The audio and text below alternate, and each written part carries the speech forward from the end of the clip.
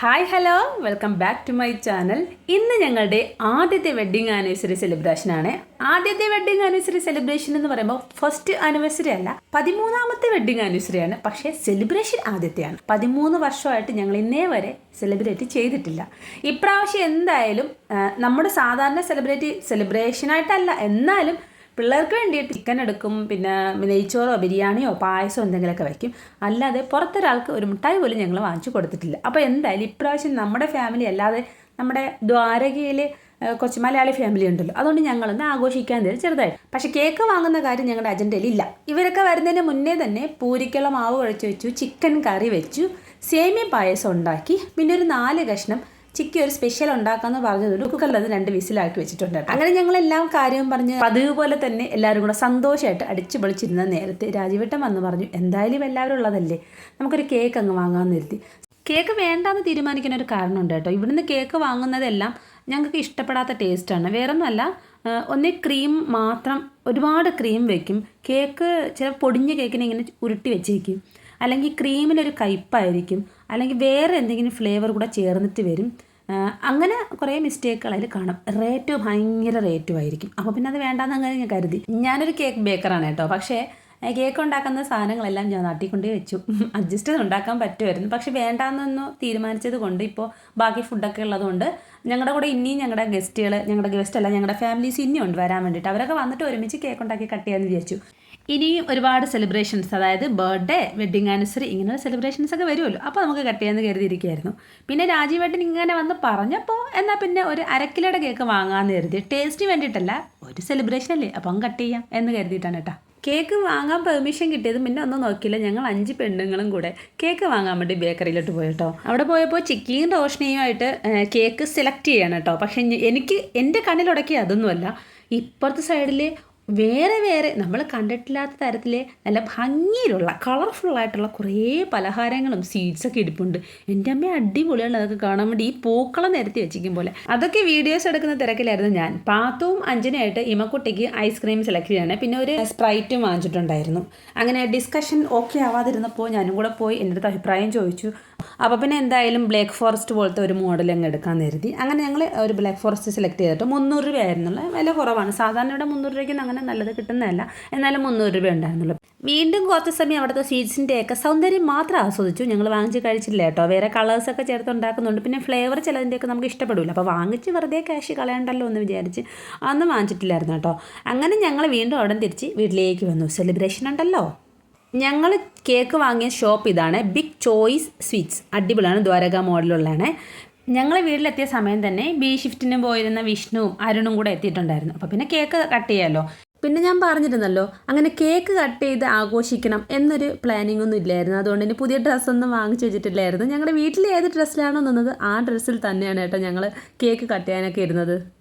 Cake cut ചെയ്ത സമയത്ത് ഞങ്ങളുടെ വിഷിംഗ് സോങ് ഏതായിരുന്നു അറിയുമോ? കാരിച്ചൻ ഫിലിമിലെ മംഗളങ്ങൾ വാരിക്കൊരിച്ചൊരിയം, ആ പാട്ടാണ് കേട്ടോ. അത് എല്ലാവരും കൂടെ കൈയടിച്ച് അടിച്ച് പൊളിച്ചങ്ങ് പാടി കേട്ടോ. ഇനി ഗിഫ്റ്റിൻ്റെ ടൈമായിരുന്നു കേട്ടോ. പാത്തും ഇർഷാദും കൂടെ ഇച്ചുകുട്ടൻ്റെ കയ്യിലൊരു ഗിഫ്റ്റ് കൊടുത്തയച്ചു. അത് നമ്മുടെ വിഷുവിന് ഉത്തര ഗുരുവായൂർ ക്ഷേത്രത്തിൽ വെച്ചെടുത്ത ഒരു ഫോട്ടോ ഫ്രെയിമാക്കി കൊണ്ടുവന്ന് ഒത്തിരി ഇഷ്ടമായിട്ടോ. പിന്നെ കേക്ക് അങ്ങോട്ടും ഇങ്ങോട്ടൊക്കെ കൊടുത്തു. ഇതിപ്പോൾ റോഷനറി ഗിഫ്റ്റാണ് കേട്ടോ, ഒരു ഫ്ലവേഴ്സാണ്. നല്ല ഫ്ലവറായിരുന്നു, നല്ല രസമായിരുന്നു കാണാൻ. അത് ഞാൻ എൻ്റെ കൃഷ്ണൻ്റെ അടുത്ത് വയ്ക്കാമെന്നങ്ങ് തീരുമാനിച്ചു. പിന്നെ കേക്ക് കട്ട് ചെയ്ത് അവിടെ നിന്ന് എല്ലാവരുമായിട്ട് കഴിച്ചു. കേക്കിൻ്റെ കാര്യം പറയുകയാണെങ്കിൽ സാധാരണ ഇവിടെ നിന്ന് വാങ്ങിക്കുന്ന കേക്കിന് അങ്ങനെ ടേസ്റ്റ് ഇല്ലാന്ന് ഞാൻ പറയില്ല. പക്ഷേ ഈ cake correct home made cake, നമ്മുടെ സൗത്തിൽ, ഞങ്ങളുടെ കേരളത്തിൽ കിട്ടുന്ന അതേ കേക്കിൻ്റെ ടേസ്റ്റ്. എനിക്ക് തോന്നുന്നത് ഏതോ ഒരു സൗത്തുകാരുണ്ടാക്കിയതാണ് എന്നാണ് എൻ്റെ വിശ്വാസം. അല്ല, അങ്ങനെ തന്നെയാണ്, അതേ ടേസ്റ്റ് ആയിരുന്നു കേട്ടോ. അരുണും അഞ്ജനായിട്ട് ഒരു കോഫി കപ്പിൻ്റെ ഒരു സെറ്റ് കൊണ്ടുവന്നിട്ടുണ്ട്. നല്ല ഭംഗിയുണ്ടായിരുന്നു കേട്ടോ. ഒരു എന്താ പറയുക, ഒരു ക്ലാസിക് ലുക്കുള്ള ഒരു കപ്പായിരുന്നു. നല്ല ഭംഗിയുണ്ട് കാണാൻ. ഞാൻ സൂക്ഷിച്ച് കൊണ്ടുവച്ചു. ഏതെങ്കിലും പുറത്തുനിന്ന് ഗസ്റ്റ് വന്നാൽ മാത്രം എടുക്കാൻ കണക്കിന് ഞാനെ കൊണ്ട് വെച്ചു. ഇത് ചിക്കി എന്നതാണ്. ഈ ലൈറ്റ് കാണാൻ നല്ല ഭംഗിയുണ്ടല്ലോ. ഒരു ടേബിൾ ഡെക്കർ പോലെ ഉണ്ട്. അതിനകത്തൊരു മാൻകുട്ടിയൊക്കെ ഉണ്ടോ, മാനിൻ്റെ കുട്ടിയല്ല, മാനിൻ്റെ ചെറിയ രൂപമുണ്ട്. അടുത്ത് നമ്മുടെ ഒഴിച്ചുകൂടാനാവാത്ത, നമ്മളൊരിക്കലും ഒഴിച്ച് കളയാത്തൊരു ഐറ്റം, DJ റോഷനയും ചിക്കിയായിട്ട് പിള്ളേരെയും കൂട്ടി അങ്ങ് തുടങ്ങി തുടങ്ങി. ബാക്കി ഓരോരുത്തരായിട്ട് അങ്ങ് ജോയിൻ ആയിക്കോളും അതിൽ, അങ്ങനെയാണ്. ഇതുപോലെ ഇനിയുള്ള എല്ലാ സ്പെഷ്യൽ ദിവസങ്ങളും ഇതുപോലെ ആഘോഷിക്കാം, മനസ്സ് നിറഞ്ഞ് സന്തോഷത്തോടെ ആഘോഷിക്കാൻ പറ്റിയെങ്കിൽ എന്ന് ഞാൻ ഒരുപാട് ആഗ്രഹിച്ചു കേട്ടോ. ഇതെല്ലാം കഴിഞ്ഞപ്പോൾ ഇവർക്കൊക്കെ ഒരു നന്ദി പറയണമെന്ന് ആഗ്രഹം ഉണ്ടായിരുന്നു. പക്ഷേ ഒരു കാര്യം, നമുക്ക് സന്തോഷം ഒരുപാടുള്ളപ്പോൾ നന്ദി പറഞ്ഞാൽ അതൊരു ഒരു സന്തോഷ കണ്ണീരിലൊക്കെ അങ്ങ് അവസാനിക്കും. അതുകൊണ്ട് ഞാനതങ്ങ് വേണ്ടാന്ന് വെച്ചേട്ടോ. പിന്നെ ഓരോ ഫാമിലി ആയിട്ട് അങ്ങ് ഡാൻസ് കളിച്ചു തുടങ്ങി. റോഷ്നിയും പയ്യനുമായിട്ട് കളിച്ചു, ചിക്കിയും വിഷ്ണുവും കളിച്ചു.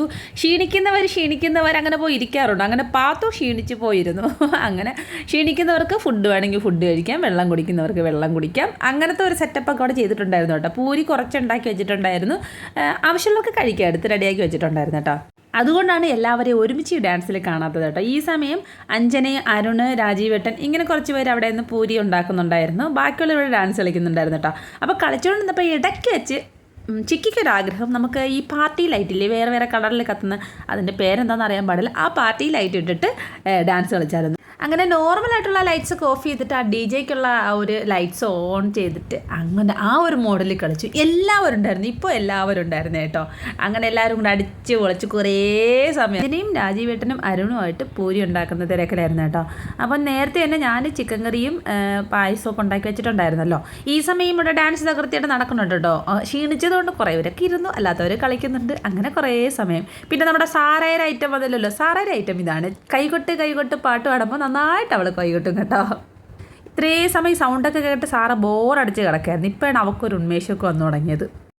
ആ ഒരു പരാതി മാറിയല്ലോ. ഇപ്പം എല്ലാവരും ചേർന്ന് കഴിക്കാനിരുന്നു. ആദ്യം പിള്ളേർ കഴിച്ചായിരുന്നു, കാർത്തി മാത്രം ഉറങ്ങി. അവനങ്ങ് ശീലമായിപ്പോട്ടെ, സ്കൂളിൽ പോകാനുള്ളത് കൊണ്ട് മാക്സിമം 10 മണി 10-10:30 ആകുമ്പോൾ ഉറങ്ങും. ആ ഒരു ശീലം ഇപ്പോഴും കൊണ്ട് കേട്ടോ. അതുകൊണ്ട് അവൻ ഉറങ്ങി. ബാക്കി ഇച്ചിക്കുട്ടനും ഇമക്കുട്ടിയും ശിവാനി അവിടെ ഇരിപ്പുണ്ട് കേട്ടോ. വെറുതെ ഇരിക്കുകയാണ്, അവർ ഉറങ്ങിയിട്ടൊന്നുമില്ല.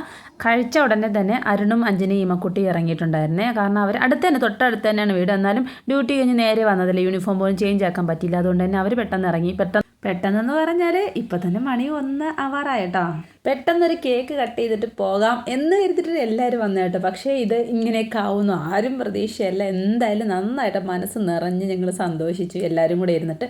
ഇപ്പം തന്നെ മണി 1:15 കേട്ടോ. ഇനി ഇരുന്നാൽ രാവിലെ എല്ലാവർക്കും ഡ്യൂട്ടി, മിക്കവാറും എല്ലാവർക്കും നാളെ ഷിഫ്റ്റാണ്, രാവിലെ പോകാനുള്ളതാണ് കേട്ടോ. അതുകൊണ്ട് തന്നെ ആഘോഷവും കഴിഞ്ഞ് വയറും നിറഞ്ഞപ്പോഴാണ് ഓർത്ത് അയ്യോ കിടന്നുറങ്ങണമല്ലോ, രാവിലെ ഡ്യൂട്ടി ഉള്ളതാണ്. പിന്നെ ഒന്നും നോക്കിയില്ല, എല്ലാവരും വീടുകളിലോട്ട് പോയിട്ടോ. അപ്പോൾ എന്തായാലും ഈ ഒരു ആഘോഷം ഏപ്രിൽ 22-നായിരുന്നു കേട്ടോ. റെക്കോർഡ് ചെയ്യാനുള്ള ഈ വോയിസ് കൊടുക്കാനുള്ള ഒരു മടി കൊണ്ടാണ് ഇത്രയും ലോങ് ആയിട്ട് ഇങ്ങ് പോയത് കേട്ടോ. ഇനിയുള്ള വിശേഷങ്ങൾ എന്തായാലും നിങ്ങളെ ഞാൻ കൃത്യമായിട്ട് ഇങ്ങനെ അറിയിച്ചിരിക്കും. എന്തായാലും ഞങ്ങളുടെ ഒരു സന്തോഷം നിങ്ങളെയും കൂടെ അറിയിക്കാൻ പറ്റിയതിൽ ഒരുപാട് സന്തോഷം. Thank you for all.